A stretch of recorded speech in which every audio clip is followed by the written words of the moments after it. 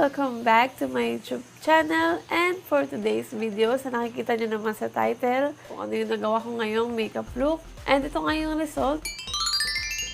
At kung gusto nyo nang malaman kung paano ko ito ginawa, please keep on watching.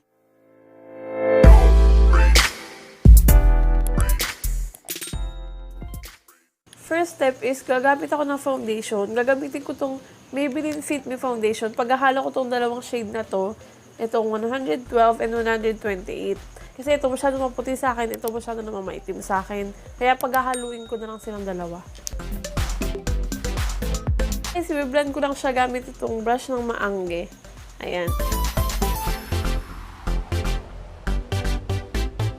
Tapos ko na i-apply yung foundation, magpuproceed na tayo sa concealer. Gagamitin ko itong Maybelline Fit Me Concealer.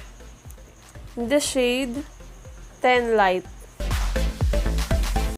Tapos yan, i-blend ko lang siya gamit ulit itong brush na ginamit ko kanina sa foundation.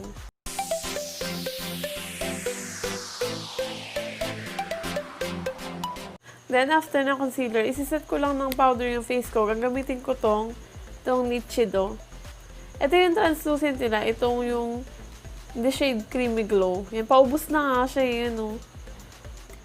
Ilang gamitan na lang ito. Lalagyan ko ng powder yung buong face ko. Kasi ibabrush ko naman siya agad. Kasi nga, ayoko nang nagpapatagal ng powder sa mukha. So, ko binabrush siya agad talaga. After ko maset ng powder yung face ko, magpo-proceed na tayo sa eyebrow natin. Gagamitin ko itong Sansan, itong brow powder ng Sansan. Itong gagamitin ko shade. Itong shade na to. Tapos, fill-in ko lang yung brows ko.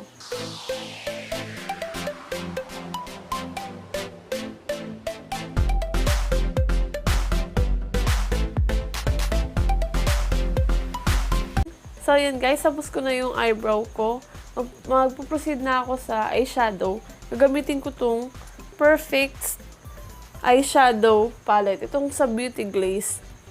Sa Shopee to guys, nabibili sa Shopee, saka sa Lazada. Yung pangalan talaga nito dun sa ano nila, sa shop nila, Perfect. Nakalagay Perfect. Ewan ko nung diniliver, Perfect na. Nakita ko rin sa mga ibang review, Perfect talaga yung nakalagay. Ewan ko, bakit ganun? Pero meron naman nakalagay din, Perfect din talaga yung ano. Iba kasi yung mga shop, maganda, bumili kayo dun sa may shop talaga ng Beauty Glaze para sigurado na hindi fake. Yan guys, pag binuksan mo to, ito yung mga colors niya. Ayan. Nagamit ko na to, ilang beses ko na to nagamit. Ginamit ko to nung graduation ko. Nung sa PICC, ito yung ginamit kong palette. Yan yung mga color niya. Di ba ang ganda? Parang siyang parang ginaya niya yung sa Huda Beauty. May parang gantong palette yung Huda Beauty na ginaya niya. Ito yung gagamitin kong brush. Ayan, itsura niya. Ayan. Kukunin ko lang tong shade na to. Isaset ko lang muna gamit ito yung eyelids ko.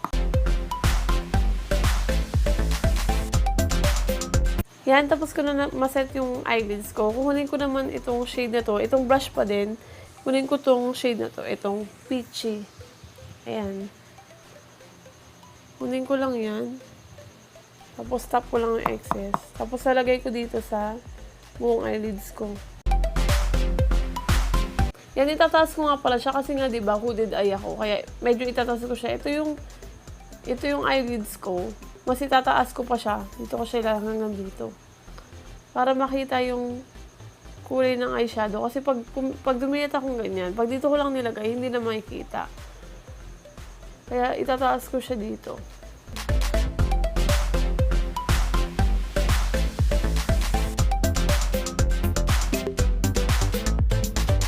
Yan, after kong ma-blend yung eyeshadow na yan, kukunin ko naman itong color na to. Itong Scarlet. Ayan. Gamit itong brush na flat na brush. Kunin ko lang yan. Nalagay ko lang dito sa may crease ko. Yan, hindi pala siya masyadong makita yung kulay niya. Hindi pala siya ganun katapang yung kulay. Kukuha na lang ulit ako ng eyeshadow. Itong medyo mas dark na talaga. Itong shade Clay. Ayan. Ito, kukunin ko to. Ayan, mas nakikita na siya.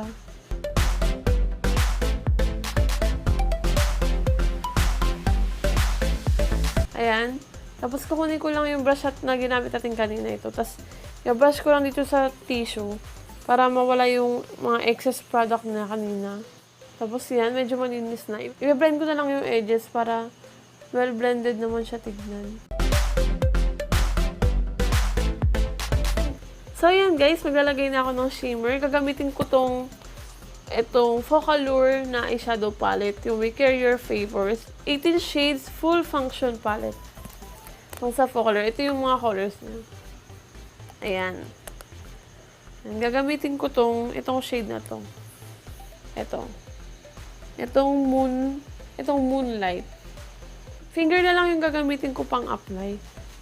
Ayan, kukunin ko lang to. Kasi apply ko lang dito sa eyelids ko. By the way, guys, sa Lazada saka sa Shopee lang din to nabibili, itong Focallure. Meron din silang Instagram page. Visit yun ang Instagram page nila, tapos andun na yung mga product nila. Ito yung, dati pa nila itong product. Marami na silang bagong labas ngayon ng eyeshadow palette. Ang gaganda. Saka mura lang yung mga eyeshadow palettes nila. Ito, nabili ko to noon, nung last year. Nabili ko lang ata to ng 350 pesos, mga ganun lang. Sa Shopee. Yun, ang ganda. Tingnan nyo.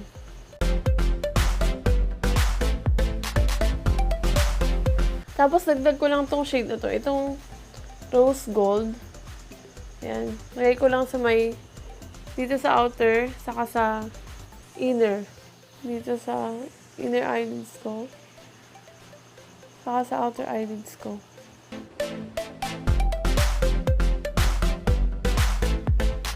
Ayan yung itsura niya. Yan, gagawin ko lang yung kabilang side ng mata ko and I'll be back. Hi guys, I'm back. And nakapag-curl na ako ng lashes, saka nakapaglagay na rin ako ng mascara.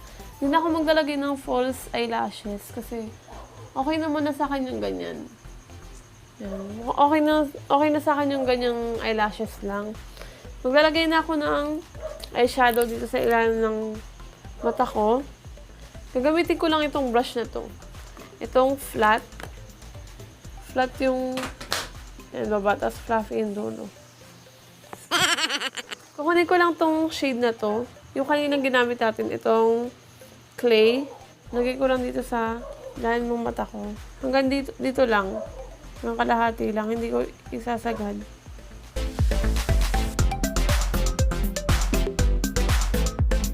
Yan, after yung shade na yun, kukunin ko itong shade na to. Itong peachy.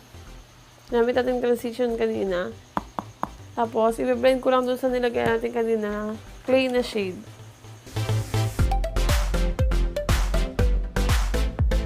Ayun guys, tapos ko na malagay ng shadow yung under eye ko. Maglalagay na ako ng mascara dun sa may under eye ko. Gamitin ko itong mascara, itong Maybelline. Itong Hyper Curl Mascara. Ilalagay ko lang dito sa may lower lashes ko. Ayan guys, tapos na tayo sa eye makeup natin. Magpo-proceed na tayo sa face. Gagamitin ko itong Vice Cosmetics na Aura Contour in the shade For Sure.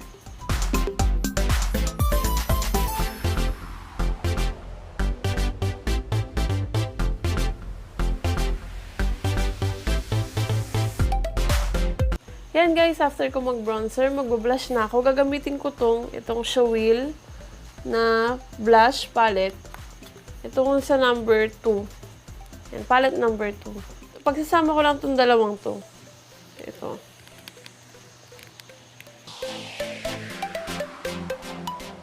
Yan, tapos i-extend ko yung blush ko dito. Yan dito banda. Tapos lalagyan ko sa ilong. Lagyan ko na rin yung baba ko.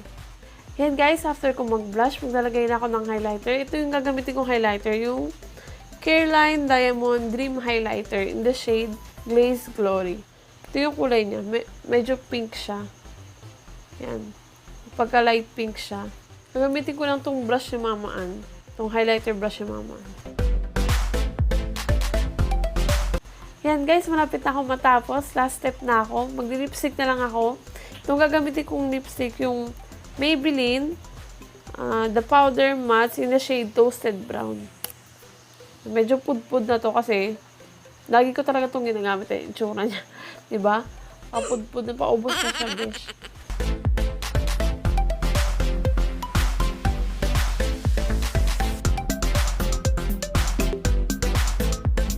Yan guys, tapos na ako mag-lipstick. Nakalimutan ko nga pala, ngayon ko lang naaalala. Nakalimutan ko maglagay ng highlighter dito sa tear duct ko.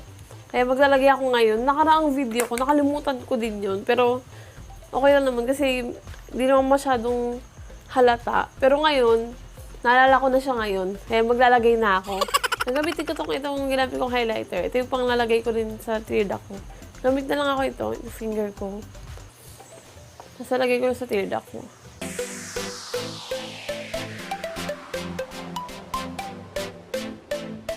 Yan guys, tapos ko na yung makeup look ko. Magbibihis lang ako at mag-aayos lang ako and I'll be back.